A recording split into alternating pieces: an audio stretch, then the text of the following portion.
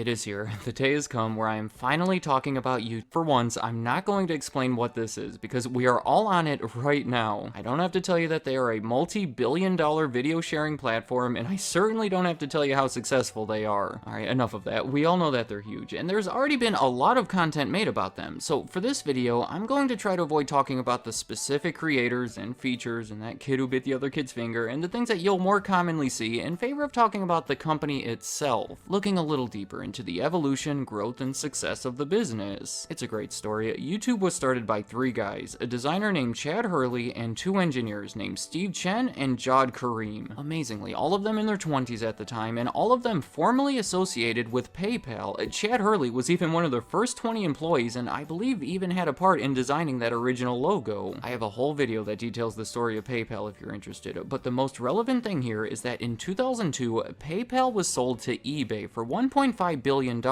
Since the three of them were so heavily involved, they made a lot of money from that deal. They kept in touch and remained friends for the next few years until early 2005 when they had this groundbreaking idea. How that initial idea came about is a debated subject. Hurley and Chen claim that they had taken some videos at a dinner party that Kareem was not a part of, by the way, and when they went to email those photos, the file size was too big, they were unable to do it, and it made them think that there should be a better way to share videos over the internet. Now, Kareem claims that that whole story is fictional and that he was actually the one to come up with the idea. Basically, throughout the previous year, he took notice of how difficult it was to find specific videos on the internet, notably the infamous halftime wardrobe malfunction that happened in the previous Super Bowl and footage from the devastating Indian Ocean earthquake and tsunami of that same year. But wherever that initial idea came from, they are all in agreement that the actual creation and evolution of the site was very much a team effort. Fittingly, Hurley designed the interface and the overall appearance, while Chen and Kareem were more concerned with the technological and making it all function. Like many other legendary tech companies, they started out of a garage and paid many of their early bills using credit cards. When they first created the site, they felt that there needed to be a direction to it, like a specific reason for people to upload videos. Oddly enough, the direction that they chose was to make it a dating site. Believe it or not, their biggest influence was a popular website at the time called hotornot.com. It's like a tongue twister. It was a place where people would post photos of themselves and then the users would vote how good looking they were. In the words of Jod Kareem, I was incredibly impressed with Hot or Not because it was the first time that someone had designed a website where anyone can upload content that everyone else could see. That was a new concept because up until that point, it was always the people who own the website who would provide that content. So they envisioned a site that would use that same principle, where people would hopefully post videos of themselves hoping to find a connection with someone. They even had a slogan ready: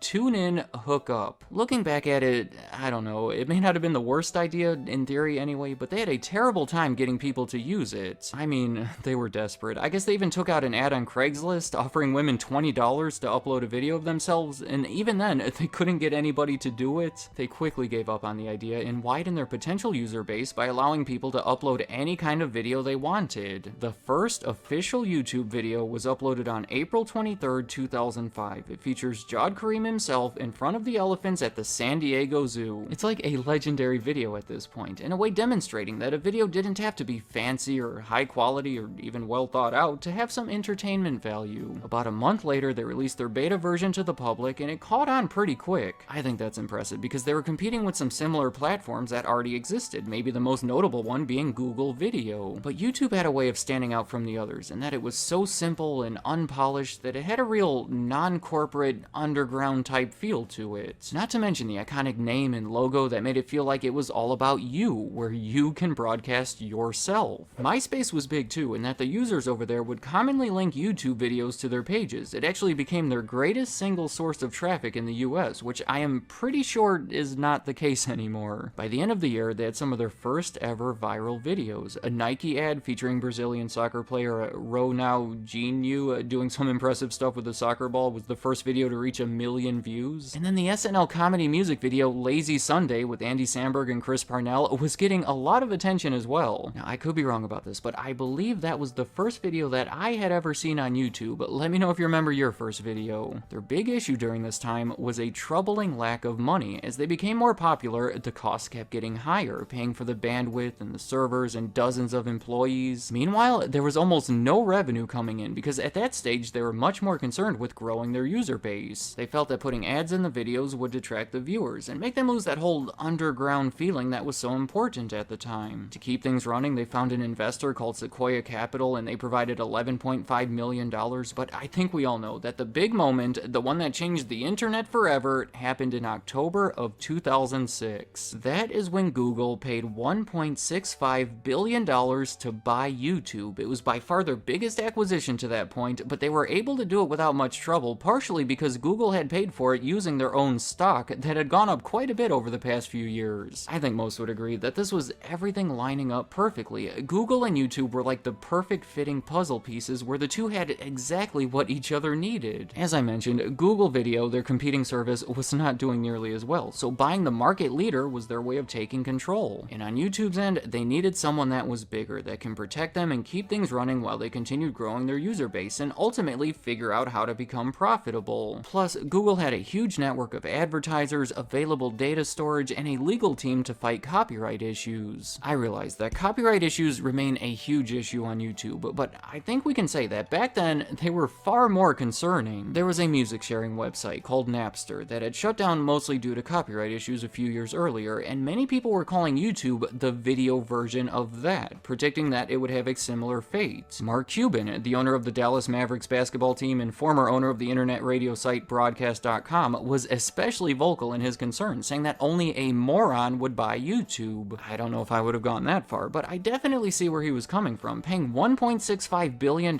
for a company that's less than 2 years old, hardly makes any money, and is facing major legal issues is a definite gamble. To try to combat copyright issues, there was even a 10-minute time limit on all YouTube videos that would exist for the next 4 years, and Google even set aside $200 million to address potential legal costs. Fortunately, the issues haven't been nearly as severe as once feared, due to many of the copyright holders working with YouTube in different capacities, and a system in place allowing them to voice complaints and claim videos. It's not a perfect system, I want to make that clear, but things have gone far better than they did with Napster. Following that big acquisition, YouTube started going down a path of licensing outside content to show on the platform. In April of 2008, they made all of these deals with major studios to show their content on YouTube. Netflix and Hulu had recently started their streaming services, and this was seemingly an attempt to compete with them. A couple years later, they launched a service called YouTube Rentals, where you could rent movies. It was all definitely a departure for them, and in my opinion, pulling further away from what made them special. In 2011, they bought a video producer called Next New Networks for about $50 million. Obviously not the biggest or most impactful acquisition in itself, but it did represent a turning point. That right there was the first major step that YouTube took away from licensing other people's content and toward producing their own content. The idea there was to give select content creators access to the production team so they can make bigger and better videos. And then later in that year, they invested $100 million into creating more original content, though it was mostly with people well known outside of YouTube, like Tony Hawk, for example. So from there, the next major step was further shifting their reliance toward existing YouTube content creators, the YouTubers. For this, I'm talking about their partnership program. Whenever you see an ad on YouTube, the money the advertiser paid for that ad is generally split between YouTube and the creator of that video. It's a partnership that works because the creators utilize YouTube to get their stuff out there and to bring in the advertisers, and YouTube utilizes the creators,